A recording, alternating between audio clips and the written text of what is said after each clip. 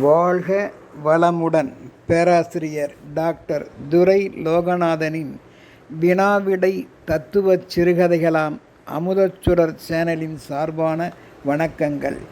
என் கதைகள் பல வெளிவர உதவிடும் யூடியூப் நிறுவனத்தார்க்கும் டிவி சேனலுக்கும் என் கதைகளுக்கு நாளுக்கு நாள் அமோக ஆதரவளித்து வருகின்ற ரசிகப் பெருமக்களுக்கும் இன்ஸ்டாகிராமிற்கும் வாழ்த்துக்களும் வணக்கங்களும். இன்றைய சிந்தனைக்குரிய கதை தலைப்பானது கட்டுப்படாத இளமை மோகத்தின் விளைவு காண்போம். அரசு மருத்துவமனை ஒன்றில் திருமணம் ஆகாத இளம் அழகிய வாலிபன் விமலன் என்பவன் உடலெங்கும் அடிபட்டு பலத்த காயங்களுடன் வார்டில் அனுமதிக்கப்பட்டிருந்தான். அசைக்க முடியாத அளவிற்கு, மனதாலும் எண்ண முடியாத அளவிற்கு தன்னை மறந்து கிடந்தான் அந்த பெட்டில். தந்தை இல்லாத விமலனுக்கு அவன் தாய்மாமன் பலராமன் தான் உடனிருந்து கவனித்து கொண்டார். அப்போது விமலனின் தங்கை மலர்க்கொடியும் மற்றும் விமலன் தாயார் வேம்புவும் கவலையுடன் தங்கள் கன்னத்தில் கை வைத்தபடி கண்ணீர் சிந்திய முகத்துடன் அருகில் அமர்ந்திருந்தனர். இவற்றை கண்ணுற்ற பலராமரோ, காதலுக்கு கண்ணில்லை என்பார்கள், சரியாகத்தான் போய்விட்டது இவன் நடவடிக்கையில்.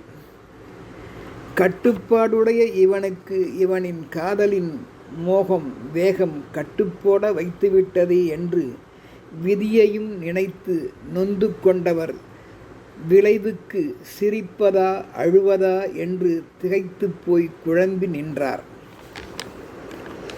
அப்போது அந்த மருத்துவமனையில் அனுமதிக்கப்பட்டிருந்த விமலனின் நிலை அறிந்து பலராமன் சுற்றத்தினர் மற்றும் நட்பினர் சிலர் மருத்துவமனைக்கு வந்து விமலன் பரிதாப நிலையை பார்த்து கண்ணீர் சிந்தியதுடன் ஆறுதல் கூறினாலும், வாழ்வில் கட்டுப்பாடுடைய விமலனுக்கு இப்படி கட்டுப்போடும் அளவிற்கு இவனை ஆளாக்கியது யார்?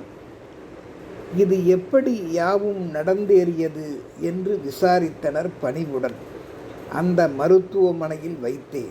ஆனால் விமலன் அடிபட்ட உண்மை நிலையை போக போக பிறகே அறிந்து கொண்ட தாய்மாமன் மட்டும் இவர்கள் கேட்ட கேள்விக்கு சரியான உண்மை விளக்கம் தரவில்லை.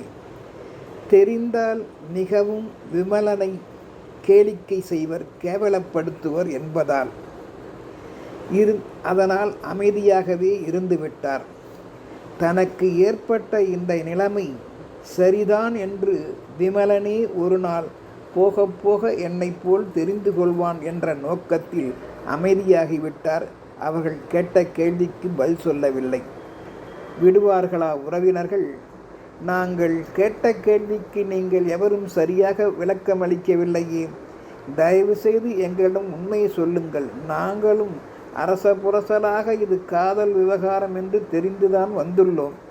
விமலனுக்கு இப்படி ஆளாக்கியவர்களை ஒரு கை பார்த்து விடுகிறோம், கவலைப்பட வேண்டாம் என்று சூளுரைத்தனர்.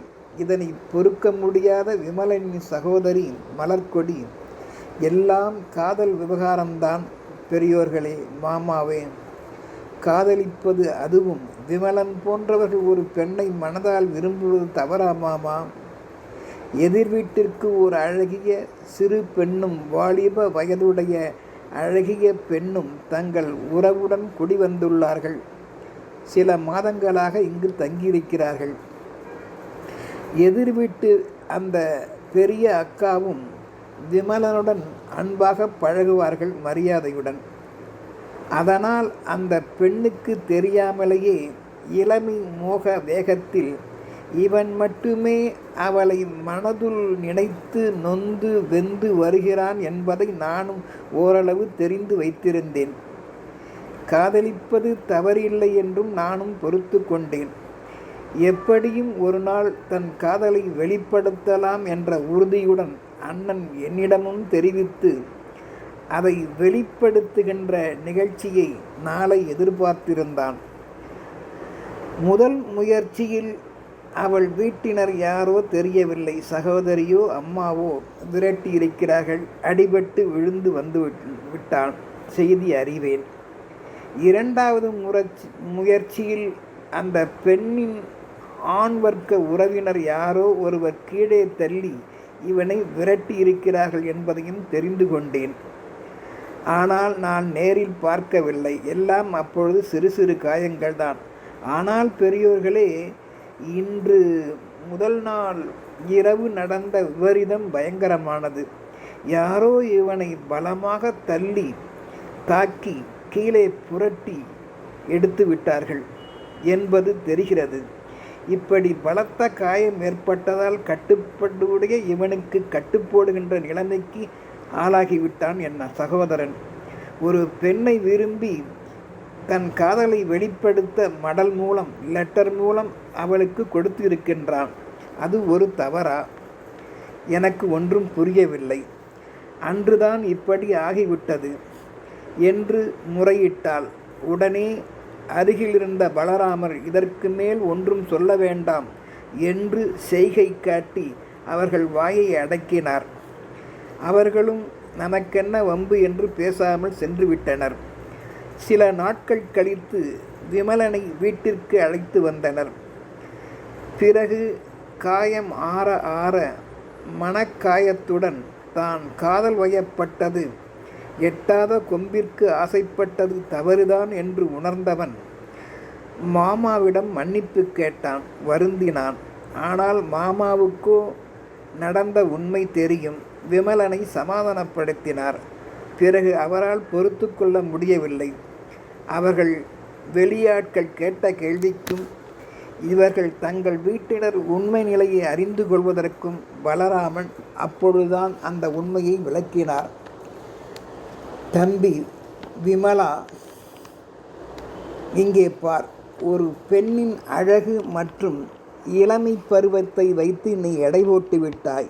எல்லாம் இக்கால நாகரிக மோகம்தான்.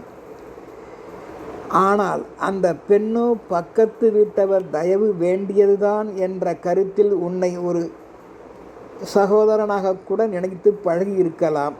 அதனை நீ அறியவில்லை. அதுவும் இளமை வேகத்தில் துடித்துள்ளாய். அதனால் இன்று பலத்த அடியிலும் துடித்து விட்டாய். என்ன செய்வது? உனக்கு அந்த அடியை கொடுத்தவர்கள் அவர்கள் வீட்டினர் வேறு யாரும் இல்லை. யார் தந்தது தெரியுமா? இந்த அடியின் உதையும் நீ மடல் கொடுத்தாய் அல்லவா, பெண்ணிற்கு லவ் லெட்டர் கொடுத்தாய் அல்லவா, அன்று பார்த்து வந்திருந்தான் அந்த பெண்ணினுடைய கணவன். அதை அறியாமல் நீ அங்கு உன் எண்ணத்தை வெளிப்படுத்தி விட்டாய். விடுவானா? மொத்தோ மொத்து என்று மொத்தி உன்னை உயிருடன் அனுப்பியிருக்கின்றான். அதுவரையில் நீ பொறுத்துக்கொள். திருமணம் ஆனவள் என்று கூட தெரியாமல் நீ மட்டும் காதல் வயப்பட்டது சரியா? யோசித்து பாரப்பா. ஒரு பெண் சிரித்து பேசி பழகினால் உடனே காதலா? இப்படியெல்லாம் நாம் எண்ணி விடலாமா? சற்று யோசித்து பாரப்பா. காதல் வேகத்துக்கு புத்தி இல்லை என்று தான் நான் சொல்லுவேன். காதலுக்கு கண்ணும் புத்தியும் இல்லை என்பதை நீ நிரூபித்து விட்டாய் விமலா. சும்மா விடுவானா அந்த பெண்ணின் கணவன்?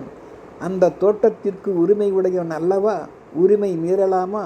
கட்டுப்பாடு மீறிய உனக்கு கட்டுப்போட வைத்துவிட்டது சரியான பதிலடிதான் விமலா.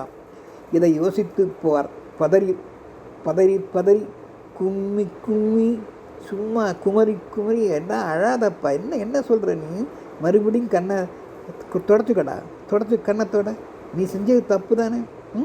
எதை நினைத்து, தவறுக்கு நினைத்து நீ அழுகின்றாயா? சரி, இருந்து போகிறது, அதை விட்டுத்தல். ஆனால் ஒன்று மட்டும் விமலா, அந்த அழகிய பெண் திருமதி வடிவம்பாலை கண்டு, அவள் கணவனையும் கண்டு உன் தவறுக்கு மன்னிப்பு கேட்டுக்கொள், நாங்களும் உடன் வருகின்றோம் என்று அழைத்து சென்று மன்னிப்பு வேண்டினர். அவர்களும் மன்னிப்பு கொடுத்தனர்.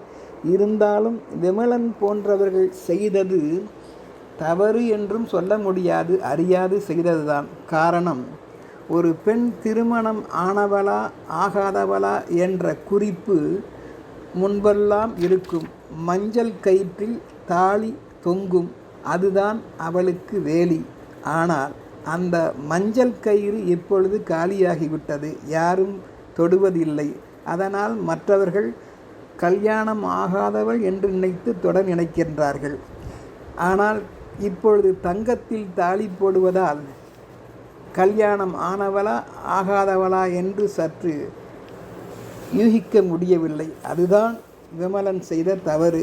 இருந்தாலும் விமலன் போன்றவர்கள் தங்கள் மரியாதை கெடாமல் இருக்க பழக வேண்டும், யோசிக்க வேண்டும்.